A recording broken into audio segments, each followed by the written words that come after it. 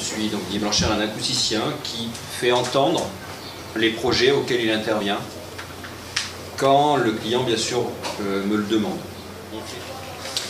Et là, depuis un an, on a décidé de rationaliser, de faire cette proposition au lieu de le faire en interne, comme ça pour quelques-uns de nos clients de manière un peu informelle. Comme un architecte peut faire un crayonnage, une aquarelle ou une petite image. J'ai décidé que la maquette audio allait être une prestation en soi qui allait être intégrée dans notre agence. On fait cela aussi bien pour des espaces intérieurs de bureaux que l'on fait ça pour des espaces extérieurs. On va vous faire entendre après des environnements sonores de bureaux qu'on va vous créer là en même temps que je parle, vous entendrez la dimension sonore de bureau. Donc chaque configuration de bureau crée un usage, une réalité sonore.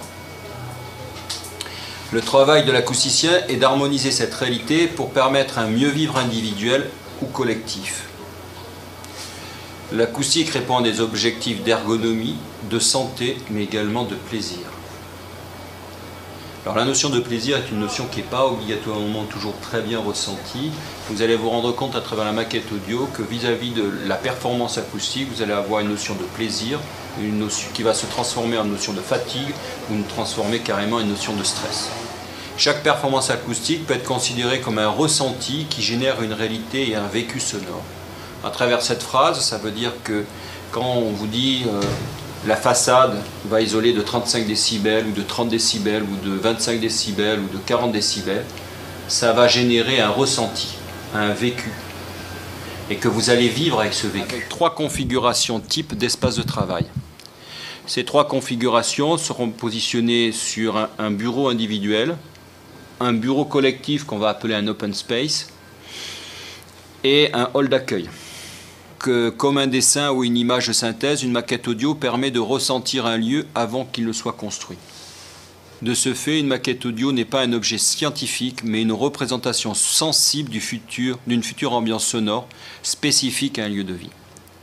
La grande particularité d'une maquette audio, dans notre définition, puisqu'il n'y a rien d'établi, c'est qu'on intègre la réalité globale de l'environnement sonore. Ça veut dire l'environnement extérieur, la voiture qui passe, l'environnement intérieur, c'est-à-dire la qualité intrinsèque du bâtiment, de l'acoustique du bâtiment, mais également l'usage qu'on en fait. Un open space où on ne fait uniquement du phoning, ou un open space où on fait que du traitement de texte, ou un open space où on fait du traitement de texte avec du phoning, avec un atelier de reproduction intégré et puis avec un hall d'accueil dedans, parce que tant qu'à faire, soyons polyvalents. Quelle que soit la réalité acoustique du bâti, il y a une réalité d'usage qu'on doit prendre en compte. Là, on part d'un bureau individuel de 9 mètres carrés. Et là-dessus, il se trouve dans un boulevard classé 1, 70 dBA, dans une route non classée à 50 décibels, un jardin public, un square. On va vous faire varier l'indice d'isolement. Voilà. Après, vous avez un bruit d'équipement. Le bruit d'équipement, c'est la ventilation qu'il y a. Alors, il n'y a pas trop de problèmes habituellement des bruits d'équipement dans les bureaux individuels parce qu'il n'y a pas besoin beaucoup d'un point de vue aérolique. Il y a 9 mètres carrés à aérer pour une personne qui vit dedans. Bon, c'est pas beaucoup de problèmes de bruit comme il n'y a pas beaucoup de problèmes aéroliques. Par contre, quand on est en open space, où on est 20, où on est 30, où on est 40, il y a des vrais problèmes aéroliques. Ce bureau tout seul, à certains moments, il a une circulation. Il a un bureau dessus. Il a un parking en dessous. En fait, au-dessus, maintenant, c'est un local technique. Après, configuration, c'est un bureau collectif. Il a une salle de conférence à côté. Où vous êtes, donc, 3e configuration, vous êtes dans un hall d'accueil. Et vous avez un bureau juste à côté, voire une salle de conférence juste à côté. Ouais. Donc, c'est ça qu'on va vous présenter. Il y a des réalités variables et des réalités invariables. Les réalités invariables, c'est l'usage.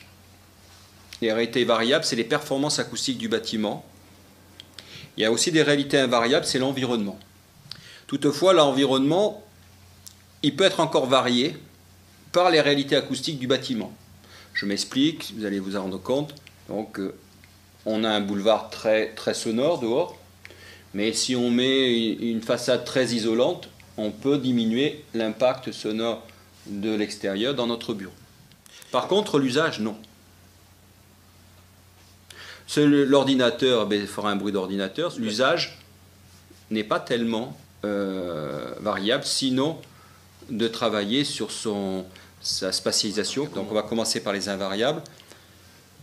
On va mettre un bruit d'ordinateur. Voilà.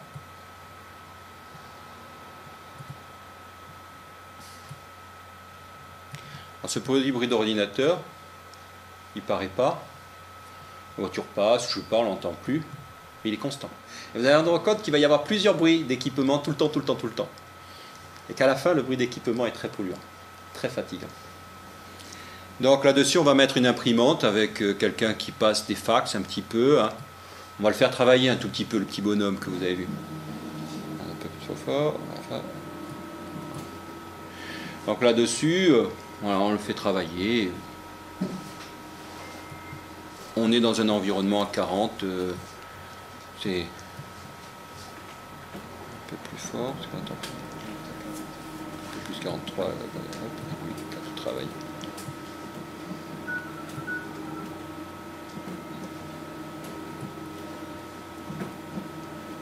Voilà. Donc la personne se déplace, il fait son truc, il ne fait pas beaucoup de bruit, hein, il y a un petit bruit, vous voyez pas, il travaille un petit peu. Donc là-dessus, on reste, donc on va travailler uniquement là-dessus parce qu'il est tout seul, donc il ne fait pas de phoning, il parle pas, il ne fait pas de bruit, hein, c'est quelqu'un qui ne fait pas de bruit, donc on va partir sur un environnement sonore de quelqu'un qui, avec un minimum de bruit lié à son travail, mais vraiment minimum. Donc le minimum, c'est ça. D'accord ? Là-dessus, on va commencer par l'environnement extérieur et après on va faire toute la panoplie de l'environnement intérieur. Dans l'environnement extérieur, il y a 3 configurations. Donc je vous avais dit, une configuration, vous êtes à 5 mètres, à 10 mètres d'une autoroute. En gros, là c'est 1.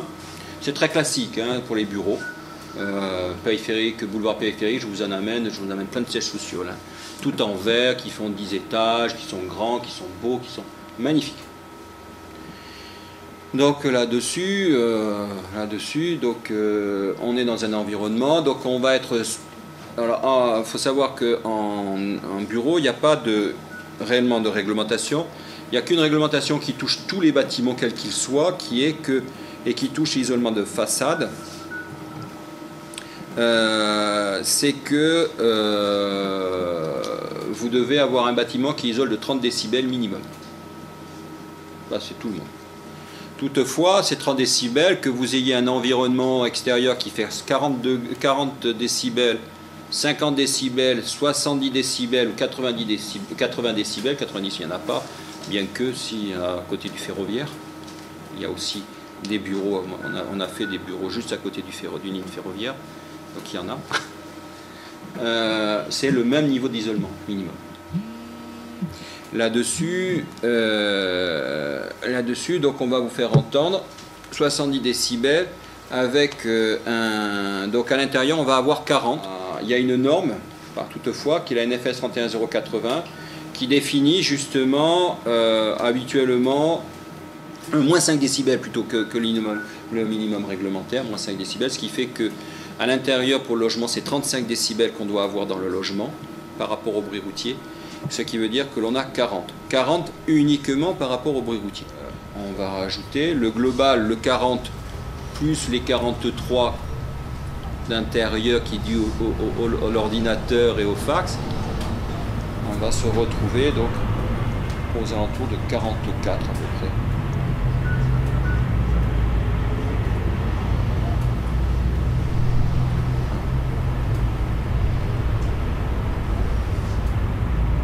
Ça, c'est l'environnement sonore de base, normal, régulier, par rapport à un environnement plutôt très polluant avec un minimum d'isolement. Toutefois, on peut avoir beaucoup plus, puisqu'il suffit qu'on ait 80, on passe de 10, on va monter juste de 5.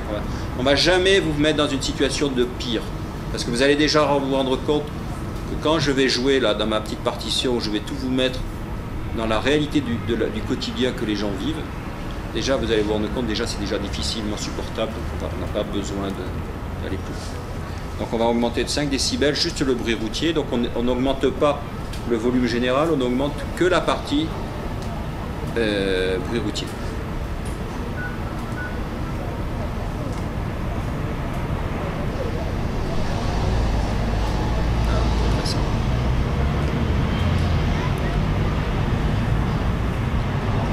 Avoir le bruit routier, il vaut mieux s'isoler. Donc on va re-s'isoler, on va enlever les 5 dB, mais on va enlever le bruit routier, on va maintenant mettre du jardin public. On enlève le bruit routier, c'est du bien. On va mettre un jardin public, donc plutôt qualitatif, bruit d'oiseaux, de feuilles, de choses.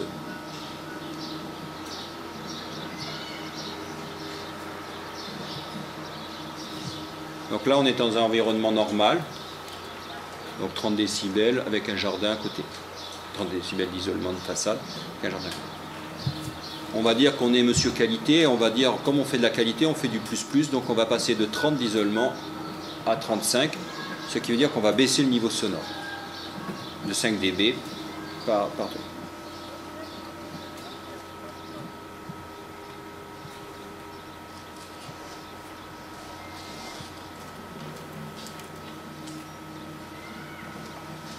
C'est pas plus qualitatif, hein. Je ne sais pas si vous avez remarqué.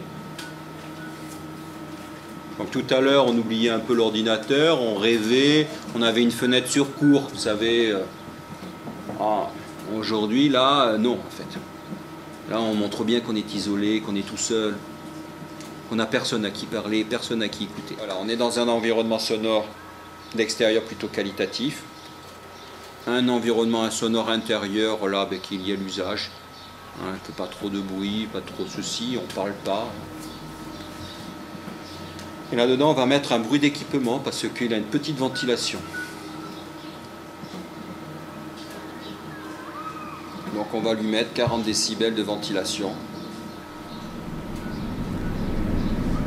Voilà, ça suffit comme ça. C'est un peu comme tout à l'heure l'imprimante quand il n'y avait pas l'extérieur. C'était pesant. Mais avec l'intérieur, on l'oublie.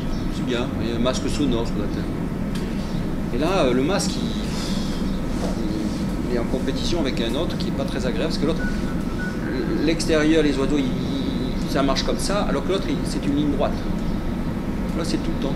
Comme une main posée. Je dis toujours, le bruit d'équipement, c'est une main posée sur l'épaule. Elle n'appuie pas, mais elle est toujours là. Et quand on la sort, la main, de temps en temps, c'est bien. Donc, on va mettre des bruits de pas. Donc, normal.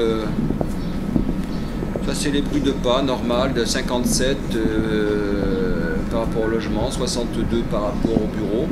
On est à 62. Donc, dans un bureau, normalement, c'est ça. Rien de particulier.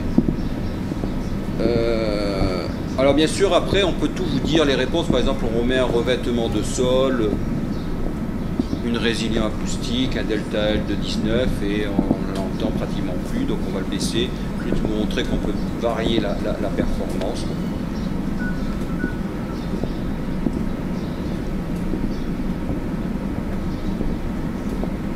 On l'entend toujours, hein. Bon, ça devient acceptable. Tout à l'heure, on n'était pas acceptable. Toutefois, ça, c'est le qualitatif, il faut faire le moyen. Donc, on va revenir dans le moyen. Du bureau individuel, on va passer au bureau collectif parce que, en fait, le service a grandi, on a beaucoup de bons de commande.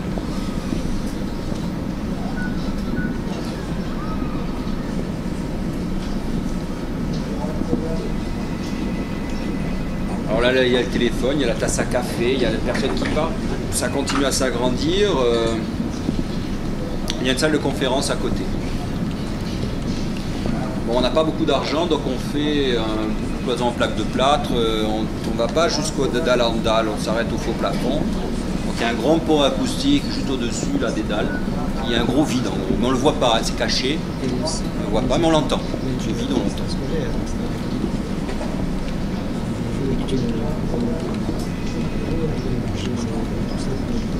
Habituellement 3 mois, il y a le responsable du bureau collectif, du site. Quand ça ne va pas, il faut faire venir un acousticien. On fait une cloison toute hauteur. Donc on va diminuer là-dessus. Et donc on entend encore.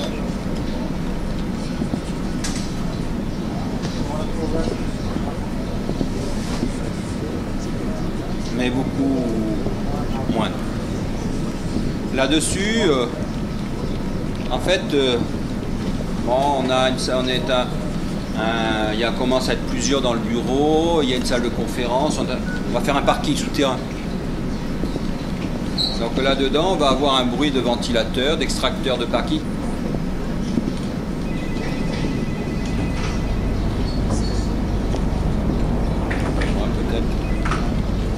Donc on n'a toujours que 30 décibels. Il faut savoir qu'un extracteur parking fait à peu près 65 décibels. Là-dessus, il y a beaucoup de gens aussi. Il va falloir une CTA, centrale de traitement d'air. On va la mettre au-dessus. On va pousser le bureau du dessus, on va le mettre sur le côté, on va mettre la CTA.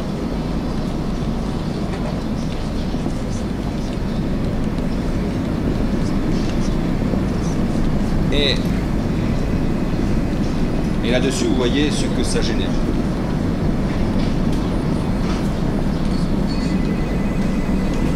Donc on va enlever tous les bruits d'équipement qu'on va traiter, parce que tous les bruits d'équipement, c'est facile à traiter. Donc on va enlever le bruit de la CTA, le bruit de l'extracteur, le bruit de la ventilation.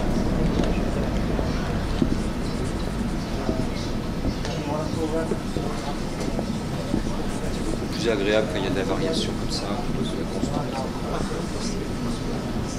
Là-dedans, vous avez un autre truc qui vous énerve quand même. Moi, c'est le bruit de pas. J'ai l'impression qu'il me tape sur la tête, il me marche sur la tête, je déteste ça. Donc on va l'enlever. On va lui mettre véritablement un résilient, un domisol. Donc on a des réponses à tout. Hein. C'est pas un problème. Il faut juste le vouloir. Comme il y a 10% de projets qui se font avec un acousticien, 90% sans acousticien, mais on ne le veut pas souvent. On le veut une fois sur 10. Donc là-dessus, on l'enlève. On le met à 45. Moi, ma performance est 45 de performance acoustique des bruits d'impact. Ça ne vous parle pas. La maquette audio est faite pour les gens qui ne comprennent pas obligatoirement, je veux dire, le langage de l'acousticien. Comme c'est à peu près 99% des gens ne comprennent pas le langage de l'acousticien, ne vous sentez pas isolé. C'est plutôt moi à me sentir isolé. Et je me sens tellement isolé que j'ai fait cette maquette audio.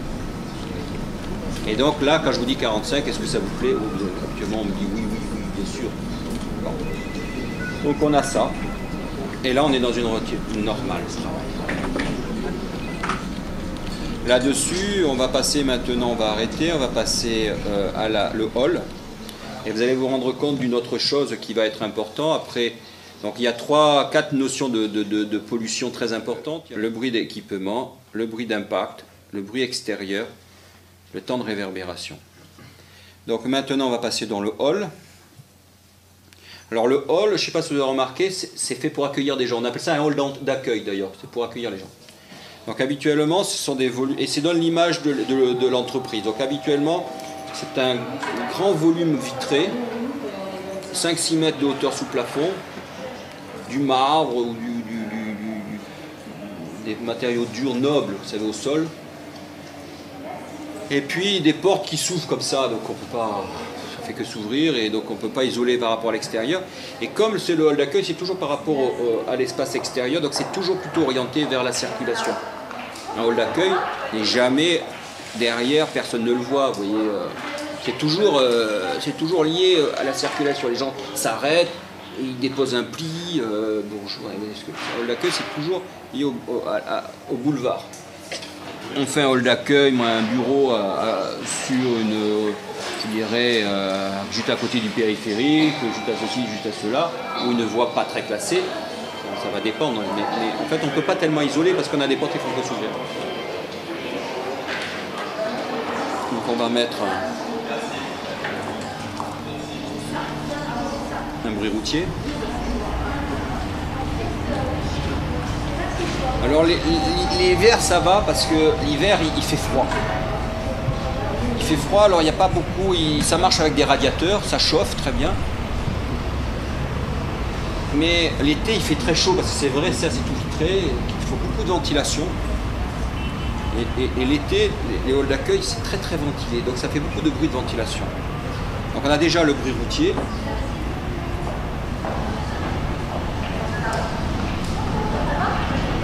Et on a maintenant le bruit de ventilation.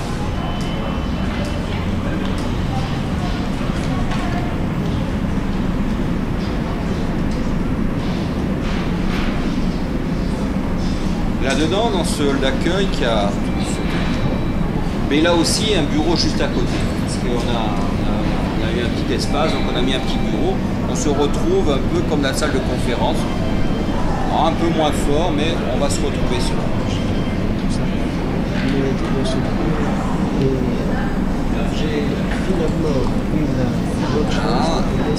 Et là maintenant, en fait, ce hall d'accueil, magnifique qualité sonore, en fait, le temps de réverbération, donc c'est des grands volumes, c'est tout vitré ou matériaux durs réfléchissants. On va mettre de la réflexion. On va lui mettre quelque chose qui est classique dans un hall d'accueil, qui est entre 1 seconde 2 et 1 seconde 6.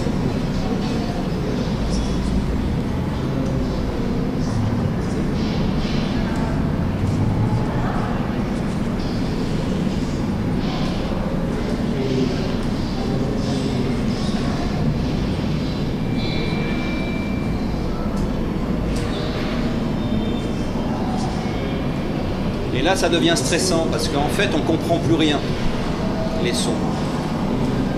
Et donc, il y a une réverbération, quelque chose qu'on n'aime pas. Il n'y a plus de transparence, il n'y a plus de clarté. C'est quelque chose de confus. C'est fatigant, mais c'est stressant aussi. Et il suffit maintenant d'enlever.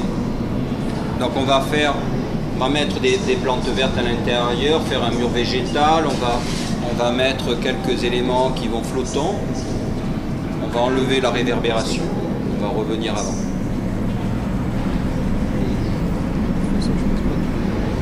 Puis on va aussi traiter le bruit de ventilation, parce qu'on sait qu'il y a besoin, donc on va mettre un vrai piège à son.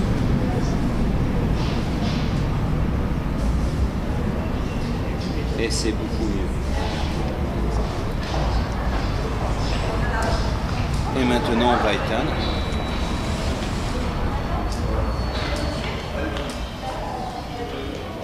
Complètement.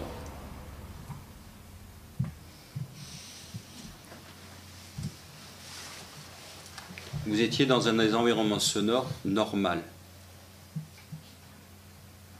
Sauf que vous n'y étiez pas. La maquette audio fait percevoir, donne une réponse sensible à une problématique sensible. Comme c'est de l'ordre du sensible, au lieu qu'il y ait 2 personnes qui ne se comprennent pas, qui se parlent dans une assemblée de 15, tout le monde peut donner son avis. Que ça soit la secrétaire, le directeur du groupe, que ça soit l'architecte, parce que l'architecte il fait des dessins qu'il n'entend pas. Il ne faut pas oublier cela. Donc quand on met une oreille sur son dessin, et quand on lui met sa propre oreille, ça prend une dimension totalement différente. Et de la personne qui va pas obligatoirement nous suivre, pas obligatoirement comprendre, il va devenir notre premier collaborateur, notre premier partenaire. C'est-à-dire que l'échange, le langage qu'on avait eu envie d'avoir avec lui, qu'on n'a pas réussi pendant 6 mois, en 1 minute 30, le temps d'une maquette audio, il est avec nous.